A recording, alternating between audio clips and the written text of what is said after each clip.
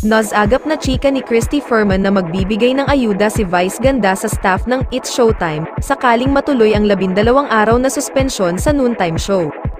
Ako po ay nagkaroon ng pagkakataon makausap ang isang impormante na napakalapit po sa aking puso dahil nakatrabaho ko ng matagal sa ABS-CBN, ang sabi niya dahil staff siya ngayon ng Showtime. Sa isang pag-uusap ay binigyan daw po sila ng assurance, ng pangako ni Vice Ganda na kung sakali raw po na magkakatuloy-tuloy itong suspensyon ng 12 araw ng MTRCB, tutulungan niya ang staff, say ni Christy sa Showbiz Now na.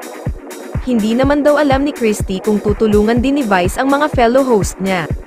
Sa kaloob-looban po ng puso ni Vice Ganda, alam po niya na sila ni Ayon ang dahilan kung bakit nagkaroon po ng suspensyon ang kanilang noontime show, alam niya yun hindi lang niya maamin publicly. Kaya yung production staff tutulungan niya kasi malaking kawalan yun, yung 2 linggo na walang trabaho, yung mga kapwa host naman niya, alam niya na mayroon namang mga naiipon, sabi pa niya. Samantala, itinanggi ni MTRCB Chairperson Diarella Lala Soto Antonio na inimpluwensyahan nito ang kapisanan ng social media broadcasters ng Pilipinas sa pagsasampa ng kaso laban sa It's Showtime hosts na sina Vice Ganda at Ayon Perez. Sa isang pahayag nitong Miyerkules ika-13 ng Setyembre, unang ipinaliwanag ni Soto ang tungkol sa larawan na kumakalat sa social media kung saan makikita ang pakikipagpulong niya sa mga miyembro ng KSMBPI. These photos were taken during a courtesy call by the kapisanan ng social media broadcasters ng Pilipinas at the MTRCB office on August 24, 2023, paliwanag ni Soto.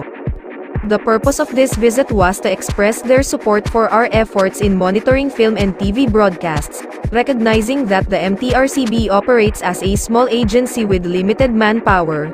Thus, the MTRCB welcomes their expression of support on ensuring responsible and quality content in the entertainment industry in line with our mandates under PD 1986, saad pa niya.